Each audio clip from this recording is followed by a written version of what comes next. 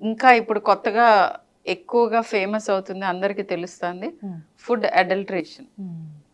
So food adulteration గురించి నేను ఒక మాట చెప్తాను, అంటే ఎన్ని రకాలుగా జరుగుతోంది అనేది. ఒక పోలీస్ ఆఫీసర్ ఇచ్చిన ఇంటర్వ్యూలోనే చూసాను అనేది. మామూలుగా నాకు తెలుసు, చదువుతాను లేదా వింటాను and all those things, but ఆయన కనుక్కొని ఇక్కడ అనంతపూర్లో జరిగిందని చెప్పి ఒక వీడియో ఉంది. ఏంటనంటే మాల్టోడెక్స్ట్రిన్ అని, పామ్ ఆయిల్ అని, ఇంకా ఇతరత్ర వేరేవి కూడా పాలల్లో సోర్స్ దగ్గరే కలుపుతున్నారు. డెన్సిటీ పెంచి లాక్టోమీటర్స్ కూడా పట్టుకోలేకుండా గుడ్ మిల్క్ కింద. అండ్ అది మెయిన్ సోర్స్, అంటే ఎవరైతే ప్యాకేజ్ చేస్తారో డైరీ ఫార్మ్స్ వాళ్ళకి అమ్ముతున్నారంట ఈ లోపే. సో ఇట్లా ఫుడ్ అడల్ట్రేషన్ అయితే చాలా జరుగుతుంది. ఫుడ్ అడల్ట్రేషన్ గురించి ఒక స్టోరీ చెప్తాను. ఏంటనంటే ఫుడ్ అడల్ట్రేషన్ ఇప్పుడు కొత్తగా జరగట్లేదు. ఎప్పుడైతే మనుషులు ట్రేడింగ్ మొదలు పెట్టారో, అంటే ఒకటి ఇచ్చి ఒకటి తీసుకోవటం, అప్పటి నుంచి ఉంది. మోసాలు అప్పటి నుంచి ఉన్నాయి. హ్యూమన్ సైకాలజీ కదా. సో స్పైసెస్ ఇక్కడ నుంచి ఎక్కడికో ఇంపోర్ట్ చేసేవాళ్ళు, అంటే నడుచుకుంటూ ట్రావెల్ ఉండేది కదా అప్పట్లో, ఎప్పుడో few hundreds of years ago. So వాటిల్లోనే అవి ఇవి నూరిపోయటం అనేది అప్పుడే స్టార్ట్ చేశారు. అండ్ ఇంకొక ఇంట్రెస్టింగ్ స్టోరీ ఏంటంటే, ఒకటి హంబగ్స్ అని అంటారు, ఒక చిన్న పెప్పర్మింట్ క్యాండీస్, వాటిల్లో ఆర్సెనిక్ కలిసి బ్రిటన్లో ఒక 20 పీపుల్ చనిపోయారు, 200 పీపుల్ ఇల్లు అయ్యారు. చిన్న క్యాండీస్లో ఫుడ్ అడల్ట్రేషన్ జరిగి.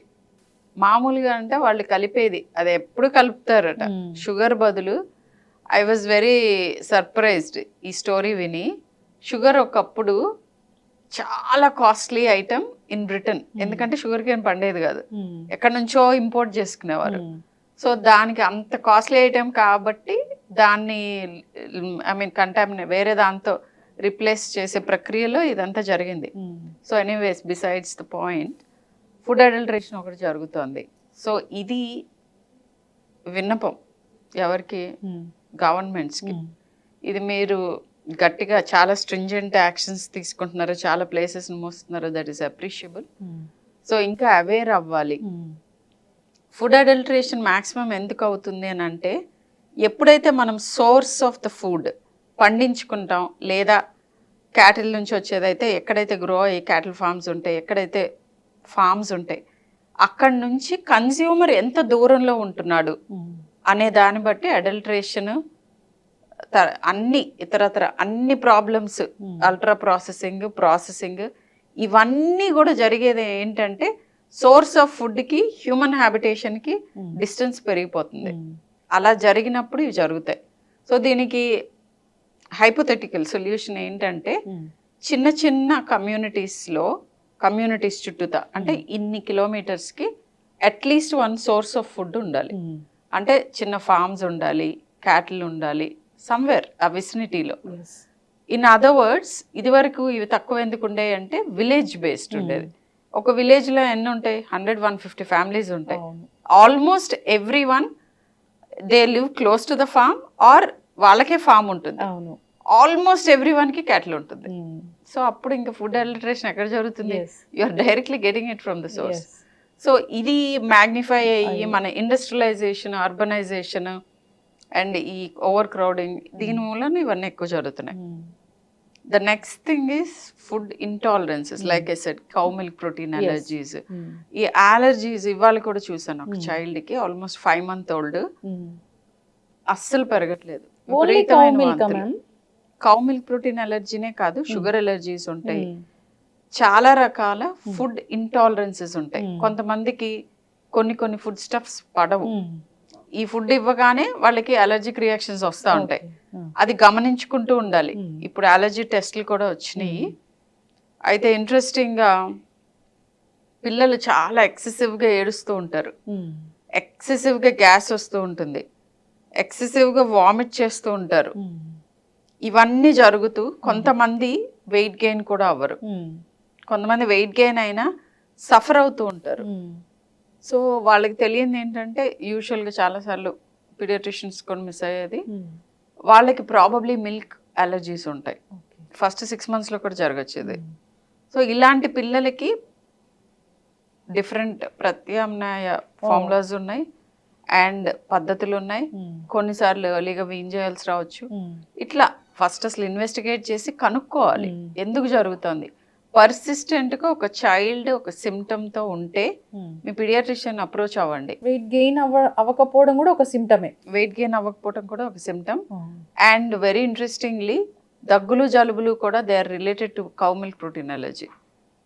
ఊరికూరిని జలుబులు చేస్తూ ఉంటాయి. ఆల్మోస్ట్ చిన్నప్పుడు 2-3 months దగ్గర నుంచి స్టార్ట్ అవుతాయి. సో నేను చెప్పినట్టుగా వాళ్ళు ఒక్కొక్కసారి బ్రెస్ట్ ఫెడ్ బేబీస్లో కూడా ఇది ఉండొచ్చు. స్కిన్ ర్యాషెస్ వస్తూ ఉంటాయి.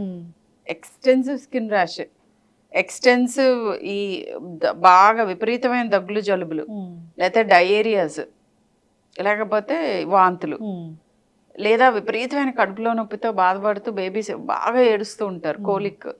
ఇవన్నీ కూడా మన గట్ బ్యాక్టీరియా ప్రాబ్లమ్స్ అన్నీ అవ్వచ్చు, సరిగ్గా ఎస్టాబ్లిష్ అవ్వటం, లేదా ఫుడ్ ఇంటాలరెన్సెస్ ఉండొచ్చు. సో అండ్ ఇవే సిమ్టమ్స్ పెద్ద పిల్లల్లో రావచ్చు, ఇంకా పెద్దవాళ్ళలో కూడా రావచ్చు.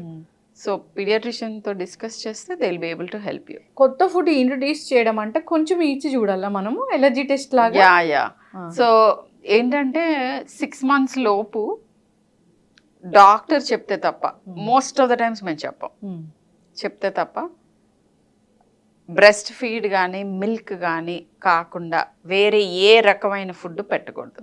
6 కంప్లీట్ అవ్వాలి.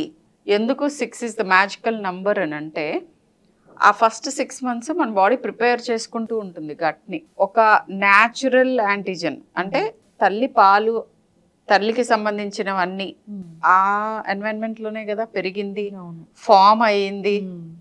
సో మా పిల్లలతో ఎప్పుడు అంటూ ఉంటాను, మీరు 80% యూ బిలాంగ్ టు మీ, ఎందుకంటే I gave you the genetics half of it and చుట్టూతో ఉన్న సైటోప్లాజం మిల్లు కూడా నేనే ఇచ్చాను అని నవ్వుతూ ఉంటాను.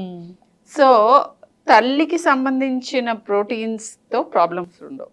బట్ ఈ ట్రాన్సిషన్ జరగటానికి అంటే తల్లి దగ్గర నుంచి వచ్చే పాలు కాకుండా బయట ఎన్వైరన్మెంట్ నుంచి ప్లాంట్ అవ్వచ్చు, యానిమల్ అవ్వచ్చు, ఏదైనా కానీ ఒక సబ్స్టెన్స్ తీసుకోవడానికి గట్ రెడీ అవ్వాలి. ఆ మెచ్యూరిటీ టైం ఇవ్వాలి. అవ్వకుండా చాలా మంది 3 నెలలకే ఇస్తాము, 4 నెలలకే ఇస్తాము. ఇన్ఫాక్ట్ మీ డాక్టర్కి ఏం తెలీదు, అయ్యో ఎందుకు పెట్టొద్దన్నారు, పెట్టేసేయాలి. సో ఇట్లాంటి అండ్ స్పెషల్ సిచ్యువేషన్స్ కొన్ని ఉంటాయి. But other than that 6 months is the time.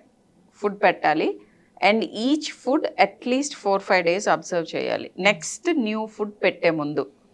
And ఇప్పుడు ఫుడ్ అలర్జీస్ కాజ్ చేసే సబ్స్టెన్సెస్ కూడా ట్రై చేయండి బిలో 1 year అనేది లేటెస్ట్ కాన్సెప్ట్. ఇది వరకు నాన్ వెజ్ ఇవ్వద్దు, ఎగ్స్ ఇవ్వద్దు, ఫిష్ ఇవ్వద్దు లాంటివి ఉండేవి. బట్ ఇప్పుడు అన్నీ ఇవ్వచ్చు, కానీ ఒకదాని తర్వాత ఒకటి ఏదైనా అలర్జీ సైన్స్ చూపిస్తే stop for 3 months or 6 months and then reintroduce. Whole egg ఇవ్వచ్చా మ్యామ్ వాళ్ళకి? హోల్ ఎగ్ ఇవ్వచ్చు. అండ్ ఇట్లా ఒకదాని తర్వాత ఒకటి ట్రై చేస్తూ ఉండాలి. వెజిటబుల్స్, ఫ్రూట్స్, సీరియల్స్, అన్ని రకాల పప్పు దినుసులు, లోకల్గా పండే ఫుడ్ లో బెస్ట్ ఫుడ్ మీరు డిజైన్ చేసుకొని అవి తింటే సరైన మోతాదులో సరైన కాంపోజిషన్ అంటే లైక్ ఇవి 1:1 రేషియోలో ప్రోటీన్ కార్బోహైడ్రేట్ మిక్స్చర్స్ అంటే రైస్, పప్పు. మన పప్పుచారుకి వాళ్ళు పేటెంట్ చేసుకున్నారు బయట వాళ్ళు. సో ఇప్పుడు అదేంటి లెంటిల్ సూప్ అంటారు బయట, మన పప్పుచారు. It is suppose to be one of the best foods in the world. Idli అన్నీ ఇవ్వచ్చు. సో పప్పు, సాలిడ్ పప్పు రైస్ కలిపి శుభ్రంగా పెడితే that is one of the best foods. కందిపప్పు, ఎనీ పప్పు ఇస్ గుడ్. పెసరపప్పుతో స్టార్ట్ చేయొచ్చు, కందిపప్పు. ఖచ్చితంగా మ్యామ్, చాలా చక్కగా చెప్పారు. అంటే డయేరియా వస్తుంది అంటే అది ఇన్ఫెక్షన్ వల్ల రావచ్చు, ఈ బయట ఫుడ్ అంటే ఫుడ్ ఇంటాలరెన్స్ రావచ్చు, అడల్టరేషన్ మూలాన, పాడవటం మూలాన కూడా రావచ్చు. ఇవాళే చూసాను ఒకళ్ళు. సో పాడైన ఫుడ్ అది బ్యాక్టీరియా మూలాన అవ్వచ్చు, లేదా అడల్టరేషన్ ఇప్పుడు కెమికల్స్ కలపటం మూలాన అవ్వచ్చు. సో అవి ఏంటి అనేది కనుక్కొని దానికి తగ్గట్టుగా ట్రీట్ చేసుకోవటం. అసలు చిప్స్, చాక్లెట్స్ అలాంటివి యాక్చువల్గా చిప్స్, సాసెస్ ఇవన్నీ అల్ట్రా ప్రాసెస్డ్ ఫుడ్స్ అంటాం. పర్టికులర్లీ బేకరీ ఫుడ్స్లో స్వీట్గా ఉండటానికి యాడ్ చేసే ఎసెన్స్లు, తర్వాత ఇప్పుడు నేను చెప్పిన మాల్టోడెక్స్ట్రిన్ లాంటి బేకరీ ఫుడ్స్లో ఎక్కువ ఉంటాయి ఇవన్నీ. అవి one of the worst foods to have. ఎందుకనంటే మీకు అప్పటికప్పుడు ఇన్ఫెక్షన్ కాజ్ చేసి ట్రీట్ చేసుకోవటమే కాదు, రొటీన్గా ఈ అల్ట్రా ప్రాసెస్డ్ ఫుడ్స్ తినే వాళ్ళలో క్యాన్సర్స్ ఎక్కువ ఉంటాయి.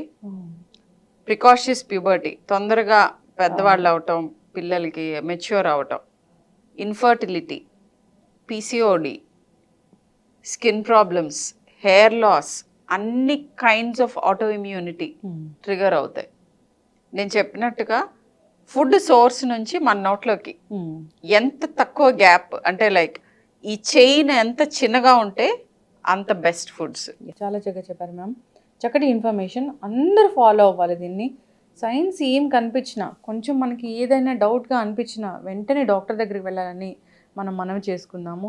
ఎందుకంటే ఇన్ఫాంట్స్, కిడ్స్ వాళ్ళకి ఫిజికల్ గా వచ్చినారా పైన ఇప్పుడు ఇంకా మీకు ఆన్లైన్ కన్సల్ట్స్ ఉన్నాయి కాబట్టి ఏదో ఒక రకంగా రెడ్ ఫ్లాగ్స్, అంటే సీరియస్ గా ఇలా అయ్యే వరకు కూర్చోకుండా సింపుల్ సలహా తీసుకోండి. That's it. చక్కటి ఇన్ఫర్మేషన్ మ్యామ్, ధన్యవాదాలు.